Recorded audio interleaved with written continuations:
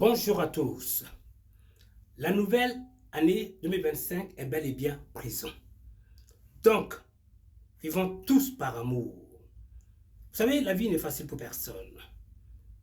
Dans la jungle, nous avons des hyènes, des panthères, des lionnes, des lions, et etc. On dit le lion est le plus dangereux, effectivement. Mais il y a aussi l'innocence qui ne se laisse pas berner. L'éléphant non plus.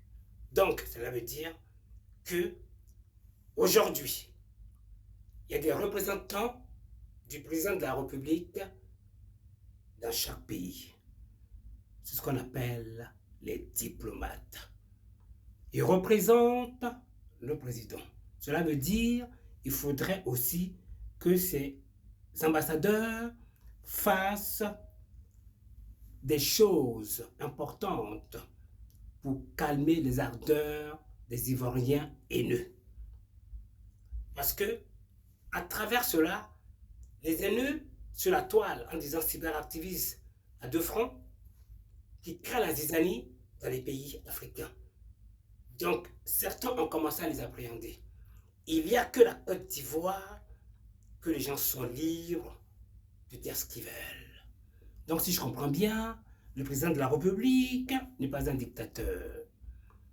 Donc, à travers la sirène, pour alerter des personnes non sympathiques du tout, cela veut dire les familles, les cousins, les frères et sœurs, vous ne faites rien pour calmer la soif, les ardeurs des personnes haineuses sur la toile.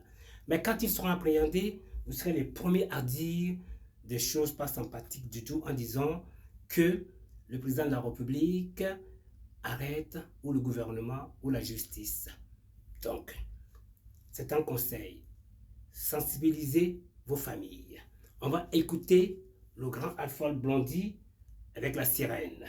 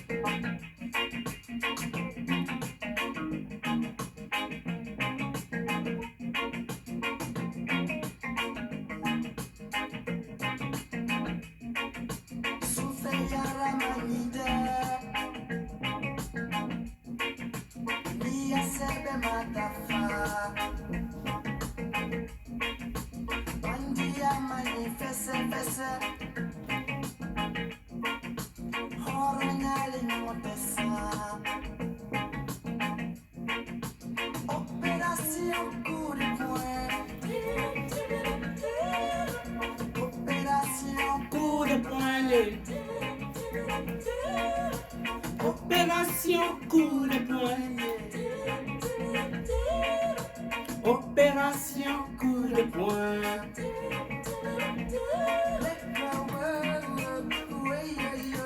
Brigadier Sabari. Oh, aïe aïe aïe aïe aïe aïe. Brigadier Sabari. Noko kutubu. Fatiga. Brigadier Sabari. Neko bati sangana.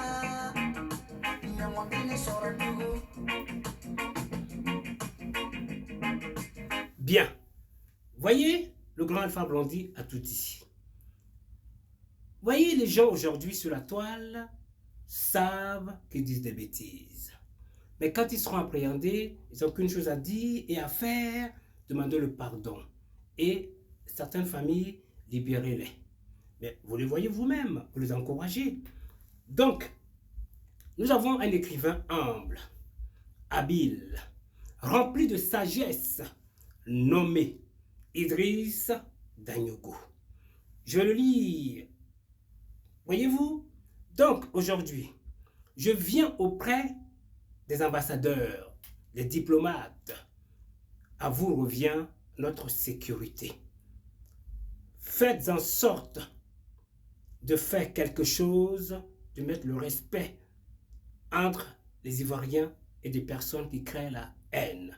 Comme dit mon très cher ami Charles Ismaël Gundo, ce sont des gougnafiers, des breque-ballons et même des coqs-aigrus.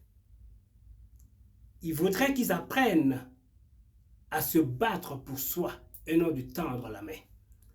Je pense qu'à force de faire du suivisme, ils se sont trompés de chemin.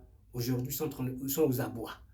Donc, messieurs les diplomates, comme dit Félix Houphouët-Boigny, la paix n'est pas un vain mot, mais c'est un comportement.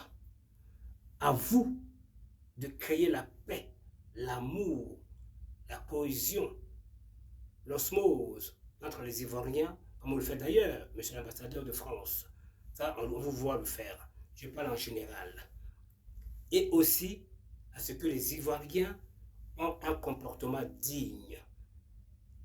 En gros, les Ivoiriens de Côte d'Ivoire ont l'amour entre eux. Ils vivent en toute symbiose.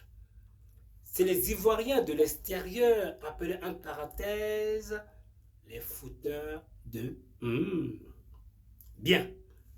Messieurs les diplomates, les missions diplomatiques face aux dérives langagières des compatriotes de la diaspora contre la nation. Le peuple de Côte d'Ivoire, en l'occurrence, sa jeunesse semble être politisée, voire endoctrinée par les animateurs de la vie politique, aussi bien à l'intérieur du pays qu'à l'extérieur. En effet, force est de constater que les médias de masse, en l'occurrence les réseaux sociaux, sont inondés de haine, d'appels à la violence, de provocation au terrorisme et même de xénophobie, etc. Nonobstant la durée de la loi sur la cybercriminalité et délits relatifs à la désinformation, aux appels à la violence, aux diverses apologies de la haine, du terrorisme. La Côte d'Ivoire vient de sortir d'un cycle infernal de crises politiques qui l'ont plongée dans l'abîme pendant une vingtaine d'années. Elle essaie bien que mal de se sortir de ce flot après d'énormes sacrifices consentis, notamment à la recherche de la paix et la cohésion sociale par le président de la République, Sem Alassane Ouattara, et son gouvernement. Cependant, d'autres acteurs politiques et leurs affidés essaient de rendre improbable, à l'orée de la prochaine élection présidentielle 2025, la paix inter-ivoirienne retrouvée, et qui a par ailleurs favorisé son épanouissement dans plusieurs domaines socio-économiques et culturels. La liberté d'expression semble dériver au libertinage, surtout par les compatriotes d'outre-mer au nez et à la barbe des représentations diplomatiques ivoiriennes. Il faut noter que ces représentations accréditées et l'État auprès de l'État accréditaire ont pour mission de protéger les intérêts de l'État et ses ressortissants des limites admises par le droit de négocier, de s'informer par tous les moyens licites les conditions de l'évolution des divers événements dans l'État accréditaire.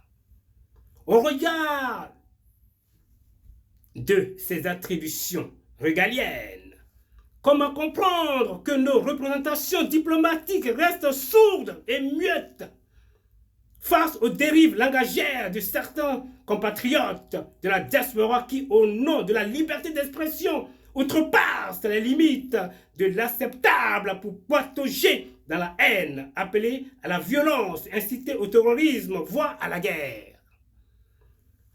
A contrario, 3 influenceurs algériens ont été arrêtés ces derniers jours dans l'Hexagone, après avoir diffusé des vidéos sur leurs réseaux sociaux appelant à commettre des violences ou des viols contre ceux qui critiquent le pouvoir algérien. Prenez exemple, s'il vous plaît. Le premier a été interpellé à Brest. Il doit être jugé le 24 février pour apologie d'actes de terrorisme. Le deuxième a été jugé à comparution immédiate le 6 janvier pour provocation directe à un acte de terrorisme. Le troisième a été arrêté à Montpellier dimanche soir. Au regard de tous ces anathèmes proliférés à l'encontre de l'État de Côte d'Ivoire, il appartient au ministère des Affaires étrangères des Ivoiriens et des Ivoiriens de l'extérieur, par le biais des représentations diplomatiques, d'assurer la fonction de veille quant aux opérations qui viseraient à porter atteinte non seulement à l'image de la Côte d'Ivoire à l'étranger, mais aussi à l'incitation à la violence, à la haine, à la désinformation et à l'apologie du terrorisme. Le désagrément causé par les contenus de désinformation, de prolifération de haine, de violence en particulier dans un contexte électoral sur les plateformes et mis au service des acteurs politiques ne relève pas du champ de la liberté d'expression. Face à des contenus violents, la loi, contenus racistes ou incitant à la haine, faisant l'apologie du terrorisme, etc. Les autorités doivent engager des poursuites pénales contre ces auteurs. Signé Idriss Tanyogo. C'est très beau, monsieur Idriss. Que Dieu veille sur vous. Il faut des personnes comme vous.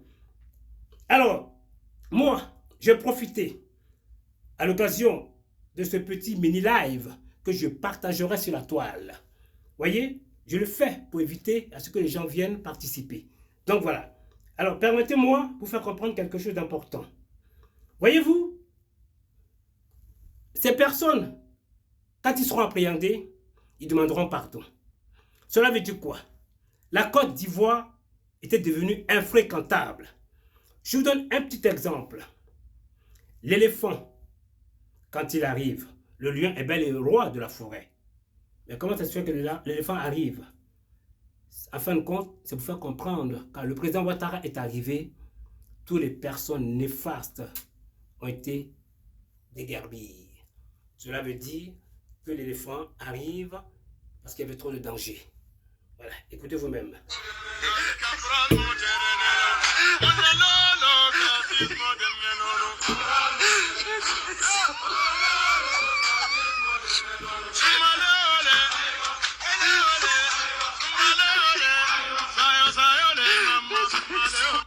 Voilà.